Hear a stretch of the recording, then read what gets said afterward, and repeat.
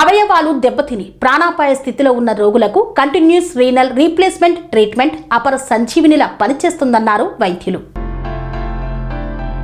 అవయవాలు దెబ్బతిని ప్రాణాపాయ స్థితిలో ఉన్న రోగులకు కంటిన్యూస్ రీనల్ రీప్లేస్మెంట్ ట్రీట్మెంట్ అపర సంజీవనిలా పనిచేస్తుందని కరీంనగర్ మెడికోవర్ ఆసుపత్రి వైద్యులు తెలిపారు. ఆసుపత్రిలో CRRT యంత్రం పనితీరు, దాని ప్రయోజనాలపై నిర్వహించిన అవగాహన కార్యక్రమంలో వారు మాట్లాడారు. తీవ్ర అనారోగ్యంతో ICUలో చికిత్స పొందుతున్న రోగుల్లో మూత్రపిండాల పనితీరు దెబ్బతిన్నప్పుడు CRRTతో ఎంతో కీలకంగా ఉపయోగపడుతుందని వివరించారు. బీపీని మెయింటైన్ చేసే మందులతో 24 గంటలు డయాలసిస్ చేస్తూ ప్రాణాపాయం నుండి కాపాడే మిషనే CRRT అని తెలియజేశారు. సాధారణ డయాలసిస్ ను తట్టుకోలేని రోగులకు ఈ అత్యాధునిక చికిత్సా విధానం నిరంతరాయంగా రక్తాన్ని శుద్ధి చేస్తూ శరీరంలోని వ్యర్థాలు, అదనపు ద్రవాలను తొలగిస్తుందని తెలిపారు. దీంతో గుండె, ఊపిరితిత్తులు, కాలేయం వంటి కీలక అవయవాలపై ఒత్తిడి తగ్గి కోలుకునే అవకాశాలు మెరుగుపడతాయని పేర్కొన్నారు. CRRT యంత్రం పనితీరు, చికిత్సా విధానం, రోగులకు కలిగే ప్రయోజనాలను వైద్యులు వివరించారు.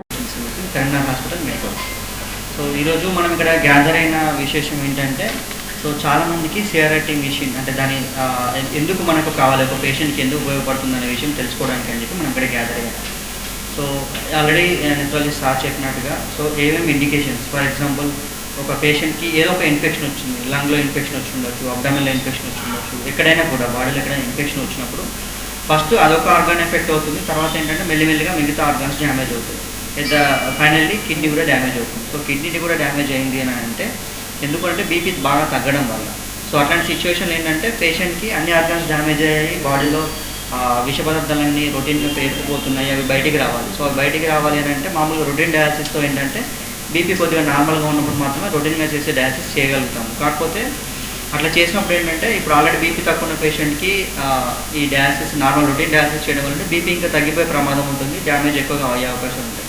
సో అట్లాంటి దానికే మనకు ఆల్టర్నేట్గా ఏంటంటే సేఫెస్ట్గా CRRT అనేది మనం చేయొచ్చు. So continuous renal replacement therapy. So డయాలసిస్లో వాటిలో ఏంటంటే ఎక్కువగా ఒకేసారి బ్లడ్ బయటికి రావడం, ప్యూరిఫైర్ లోపలికి వెళ్ళడం అట్లా ఉంటుంది. CRRT ఏంటంటే మెల్లిమెల్లిగా అనేది రొటీన్ మనకు బాడీలో జరిగే ప్రాసెస్. దీన్ని మనం ఎగ్జాక్ట్గా ఏంటంటే ఆర్టిఫిషియల్ కిడ్నీ అని అనుకోవచ్చు. అంటే కంప్లీట్గా కిడ్నీ ఫంక్షన్ని రిప్లేస్ చేస్తుంది. సో మనకు బాడీలో పేర్కొన్న విష పదార్థాలన్నిటికీ కూడా ఇది ఈ కిడ్నీ చేసే పని, కిడ్నీ డ్యామేజ్ కొద్దిగా టెంపరీగా ఉంది కాబట్టి దానికి రిప్లేస్మెంట్గా మనం ఈ మిషన్ అనేది యూజ్ చేస్తాం. సో ఎమర్జెన్సీలో ఇంపార్టెన్స్ ఏంటంటే ఒక పేషెంట్ మనకు సిక్గా వచ్చాడు అనుకోండి, ఫర్ ఎగ్జాంపుల్ మల్టీ ఆర్గన్స్ అన్ని డ్యామేజ్ అయ్యాక వచ్చినప్పుడు సో ఫస్ట్ ఇనిషియల్గా ఈ మిషన్ అనేది ఇనిషియేట్ చేయాలంటే పేషెంట్కి సెంట్రల్ లైన్ డయాలసిస్ క్యాథెటర్ అనేది ఫస్ట్ పెట్టాల్సి ఉంటుంది. సో అది ఎమర్జెన్సీలో స్టార్ట్ అవుతుంది. సో ఎమర్జెన్సీలోనే మనము నెఫ్రాలజిస్ట్తో కోఆర్డినేట్ చేసి CRRT చేయాలా డయాలసిస్ చేయాలనే డెసిషన్ తీసుకొని అక్కడ నుంచి మనం CRRT అనేది ఇనిషియేట్ చేయడం స్టార్ట్ అవుతుంది. ఈ మిషన్తో స్టార్ట్ చేసి మిగతా ఆర్గన్స్ అన్నిటి కూడా ఇంప్రూవ్ అయ్యే అవకాశం ఉంటాయి. సో అందువల్ల మనం CRRT అనేది ఇంపార్టెంట్గా తీసుకోవాలి. Thank you. అదే ఈరోజు మనం CRRT ఇనాగ్రేషన్ ఆల్రెడీ ఇంతకుముందు చేసాం, ఇది సెకండ్ టైం మన దగ్గర ఇనాగ్రేషన్ చేస్తున్నాం. యాక్చువల్గా కరీంనగర్లో CRRT అవసరం చాలా ఉంది. ఎందుకంటే చాలా కేసులు మనం మన దగ్గరకు వచ్చిన కేసులు బీపీ బాగా తక్కువ ఉండి చాలా సిక్ ఉన్న కేసులు హైదరాబాద్ షిఫ్ట్ చేయలేము. హైదరాబాద్కి అయితే CRRT ఉండేది, కానీ హైదరాబాద్ షిఫ్ట్ చేయని పరిస్థితిలో చాలా కేసులు మనం ఇక్కడ డెత్ అయిన కేసులు లాస్ట్ 2-3 years చూసినప్పుడు ఏమనిపిస్తుంది అంటే అదే మన కరీంనగర్లో కూడా ఇది ఉంటే కొంతమంది లైఫ్ సేవ్ చేయవచ్చు అన్న అవకాశం మాకు చాలాసార్లు అనిపించేది. చాలాసార్లు మేము మన సెంట్రల్ కేంద్రంతో ప్రెజర్ చేసాం, తీసుకురావాలి, ఖచ్చితంగా కరీంనగర్లో ఇది ఉండాలి. ఎందుకంటే మనకి ఎవ్రీ మంత్ సీజన్లో ఈ నెక్స్ట్ సీజన్లో ఈ 2-3 monthsలో నెలకు ఒక 4-5 కేసులైనా CRRT అవసరం ఉంటుందని అనిపిస్తుంది. లాస్ట్ ఇయర్ చూసాము, కొన్ని కేసులు షిఫ్ట్ చేయలేని పరిస్థితిలో మాకు అనిపించేది. మేము అందుకోసం ఈసారి బాగా ప్రెజర్ చేసాం. సార్ నేను ఇద్దరం కలిసి ఖచ్చితంగా మనకు CRRT ఉండాలి కరీంనగర్లో. ఇది ఉండడం వల్ల ఇక్కడ ఉన్న పేషెంట్స్కి చాలా యూస్ఫుల్ అవుతుంది అనేది మా ఉండే. ఇది మరి చెప్పారు CRRT అంటే continuous renal replacement therapy. Dialysis కానీ 24 కాదు, ఒకసారి కొన్నిసార్లు ఏమైందంటే మనం ప్రాపర్గా మేనేజ్ చేస్తే 45 నుంచి 72 గంటల వరకు కంటిన్యూస్ ఒకే ఫిల్టర్తో మనం 3 రోజుల వరకు 2 నుంచి 3 రోజుల వరకు డయాలసిస్ చేయొచ్చు ఒకసారి ఇది ఆన్ చేస్తే. కాబట్టి ఇది ఏంటంటే మోరల్లెస్ సార్ అన్నట్టు కొంచెం నార్మల్ కిడ్నీకి కొంచెం దగ్గరలో ఉంటుంది. మిగిలిన డయాలసిస్ అనేది రోజుకి 24 గంటలు 3-4 సార్లు చేస్తాం. ఇది ఏంటంటే కంటిన్యూస్గా 24 గంటలు డయాలసిస్ చేయడం వల్ల ఏంటంటే మన శరీరం సిమిలర్ టు కిడ్నీ ఏదైనా ఈ చెడు పదార్థాలు తీయడం అనేది స్లోగా తీస్తుంది, బీపీ తక్కువ పడేస్తుంది. కాబట్టి ఇది మోర్ సేఫ్ కంపేర్ టు మా నార్మల్ డయాలసిస్ కంటే కూడా. దీనికి ఒక ఇది చేయడం మరి అంత ఈజీ అంటే కొంచెం కాంప్లెక్సిటీ ఉంటుంది, ఎక్కువ కొంచెం ఎక్స్పర్టైజ్ కావాలి.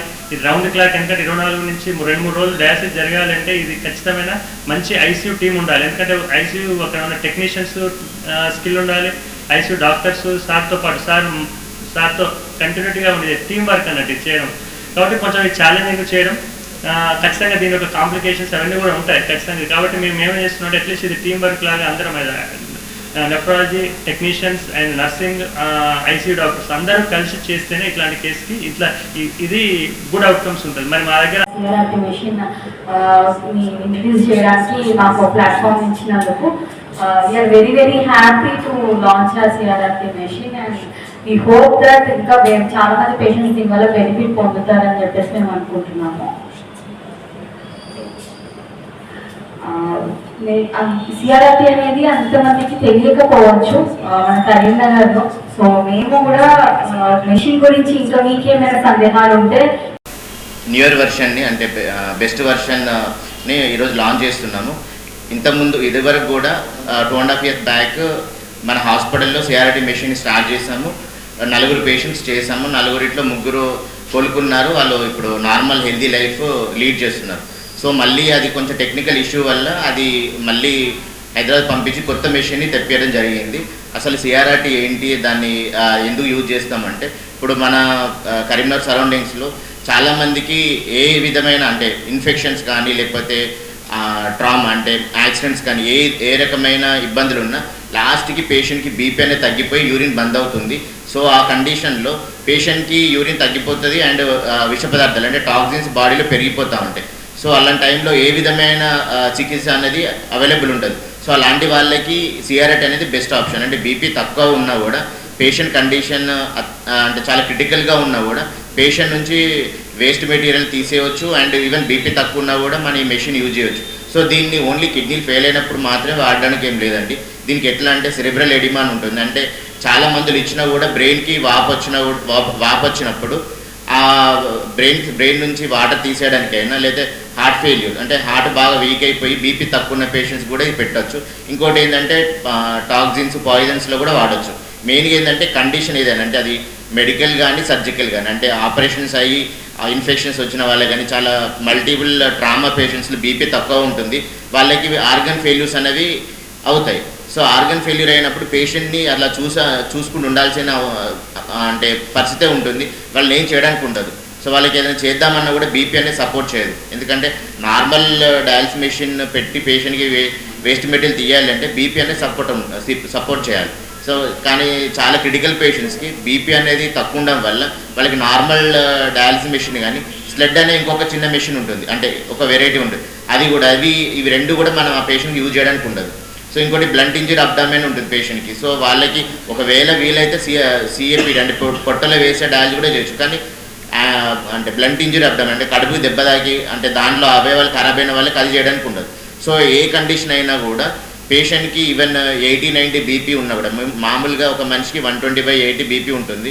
సో వాళ్ళకి నార్మల్ డయాలసిస్ చేయొచ్చు. కానీ ఈ మెషిన్ స్పెషాలిటీ ఏంటంటే ఎనీ సిక్ పేషెంట్ బీపీ చాలా తక్కువ ఉన్నా కూడా మన పేషెంట్కి ఇది రన్ చేయొచ్చు. ఇదేంటంటే ఒక కిడ్నీ లాగా పనిచేస్తుంది. మన కిడ్నీ నిరంతరం మన బాడీ లోపల ఎలాగైతే అంటే వేస్ట్ మెటీరియల్ని కంటిన్యూస్గా తీసేస్తుందో ఇది కూడా 24 గంటలు పనిచేస్తుంది. నార్మల్ డయాలసిస్ మెషిన్ ఏంటంటే ఓన్లీ 4 గంటల వరకే దాన్ని యూజ్ చేయడానికి ఉంటుంది. కొంచెం సిక్ పేషెంట్స్కి స్లెడ్ అనేది ఉంటుంది. అది ఏంటంటే బీపీ 100 కన్నా తక్కువ అయితే అది ఆపేయాల్సి వస్తుంది.